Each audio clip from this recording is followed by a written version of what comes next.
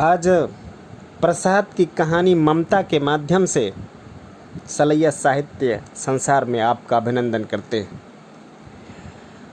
रोहतास दुर्ग के प्रकोष्ठ में बैठी हुई युवती ममता सोन के तीक्ष्ण गंभीर प्रवाह को देख रही थी।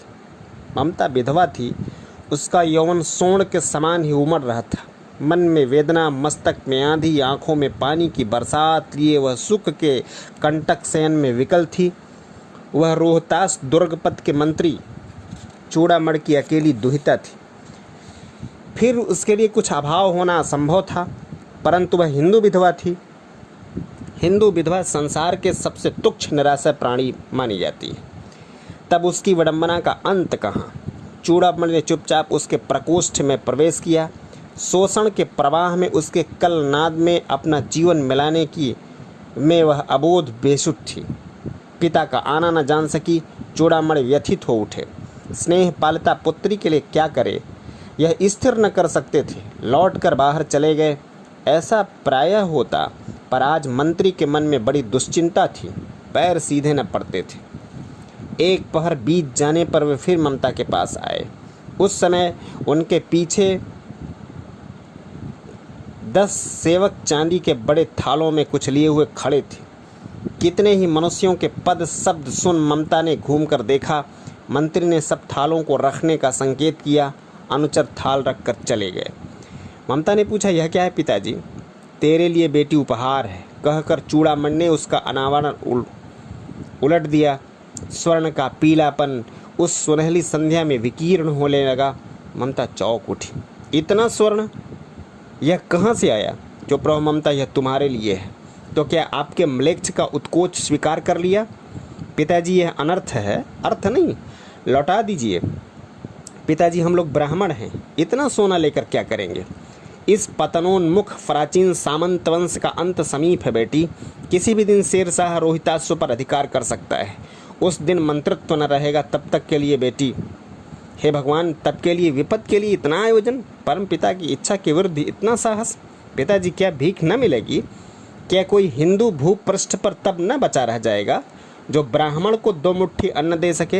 यह संभव है? फेर दीजिए पिताजी, मैं कांप रही हूँ। इसकी चमक आंखों को अंधा बना रही है। मूर्ख है, कहकर चूड़ामण चले गए। दूसरे दिन जब डोलियों का तांता भीतर आ रहा था, ब्राह्मण मंत्री चूड़ामण के हृदय धक धक करने लगा। वह अपने को रोक न सका। उसने जाकर रोहितास दुर्ग के तोरण पर डोलियों का अनावरण खुलवाना चाहा।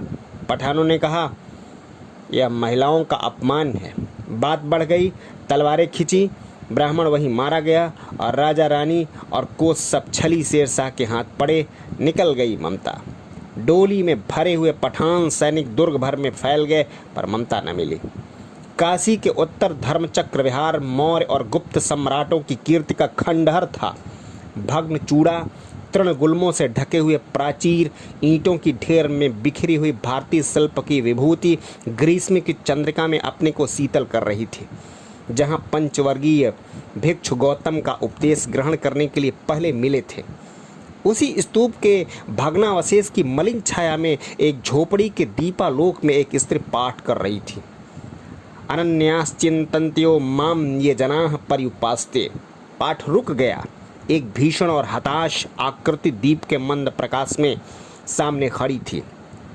स्त्री उठी, उसके कपाट बंद करना चाहा, परंतु उस व्यक्ति ने कहा, माता, मुझे आश्रय चाहिए। तुम कौन हो? स्त्री ने पूछा। मैं मुगल हूँ। चौसा युद्ध में शेरशाह से विपन्न होकर के रक्षा चाहता हूँ। इस रात अब आगे चलने में असमर्थ हूँ। क्या शेरशाह से? स्त्री ने अपने होंठ काट लिए। हाँ माता, परंतु तुम भी वैसे ही क्रूर हो। वही भीषण रक्त की प्यास, वही निष्ठुर प्रतिबिंब तुम्हारे मुख पर भी है। सैनिक, मेरी कुटी में स्थान नहीं, जाओ कहीं दूसरा आश्रय खोज लो। गला सूख रहा है, साथी छूट गए हैं, अश्व गिर पड़ा है, इतना थका हुआ हूँ।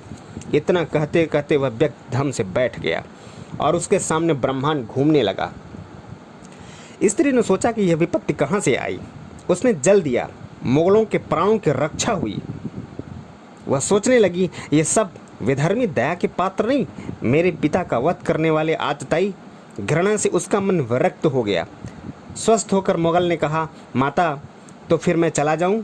स्त्री विचार कर रही थी, मैं ब्राह्मणी हूँ, मुझे तो अपने धर्म आतिथ्य की उपासना का पालन करना चाहिए, परंतु यही नहीं, ये सब विधर्मी दया के पात्र नहीं, परंतु यह दया तो नहीं, कर्तव्य करना है। तब मुगल अपनी तलवार टेक कर उठ खड़ा हुआ। ममता ने कहा, क्या आश्चर्य है कि तुम भी छल करो, ठहरो, छल नहीं तबिज नहीं। स्त्री जाता हूँ, तैमूर का वंशधर स्त्री से छल करेगा, जाता हूँ, भाग्य का खेल है।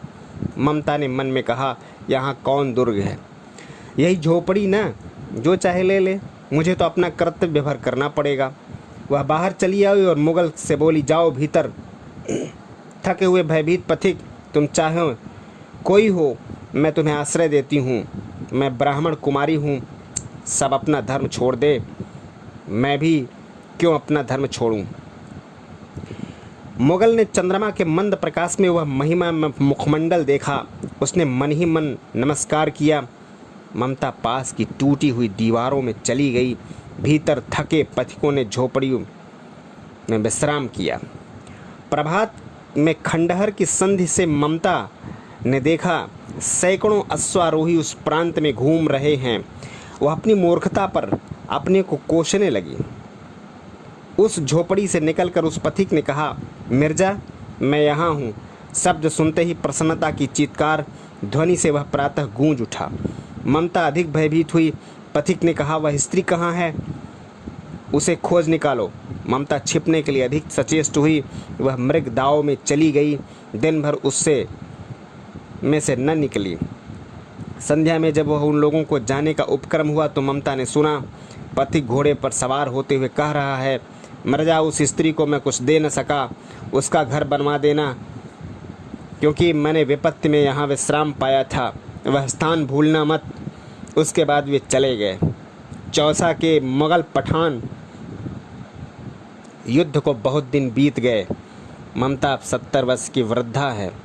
अपनी झोपड़ी में एक दिन पड़ी थी कि शीतकाल का प्रभात था। उसका जीर्ण कंकाल खांसी से गूंज रहा था। ममता की सेवा के लिए गांव की 2-3 स्त्रियां उसे घेर कर बैठी थीं, क्योंकि वह आजीवन सबके सुख दुख की सहभागिनी रही। ममता ने जल पीना चाहा। एक स्त्री ने सीपी से जल पिलाया। सहसा एक अश्वारोही उसी झोपड़ी के द्वार पर दिखाई पड़ा। वह अपनी धुन में कहने लगा, मिर्जा ने जो चित्र बनाकर दिया है वह तो इसी जंगल का होना चाहिए। वह बुढ़िया मर गई होगी। अब किससे पूछूं कि एक दिन शहंशाह हुमायूं किस छप्पर के नीचे बैठे थे। यह घटना भी तो 47 वर्ष से ऊपर की हुई। ममता ने अपने विकल कानों से सुना। उसके पास की स्त्री ने कहा, उसे बुलाओ। अश्वारोही पास आया। ममता ने रुक रुक कर कहा, मैं नहीं जानती कि वह शहंशाह था या साधारण मुगल, पर एक दिन इसी झोपड़ी के नीचे वह रहा। मैंने सुना था कि वह मेरा घर बनवाने की आज्ञा दे चुका था। भगवान ने सुन लिया। मैं आज इसे छोड़े जाती हूँ।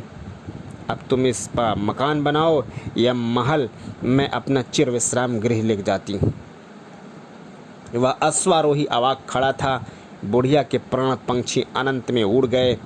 वहाँ एक अष्टकोण मंदिर बना और उस पर शिलालेख लगाया गया। 7 देश के नरेश हुमायूं ने एक दिन यहाँ विश्राम किया। उनके पुत्र अकबर ने उनकी स्मृति में यह गगनचुंबी मंदिर बनवाया, पर उसमें ममता का कहीं नाम नहीं। जय हिंद, जय भारत।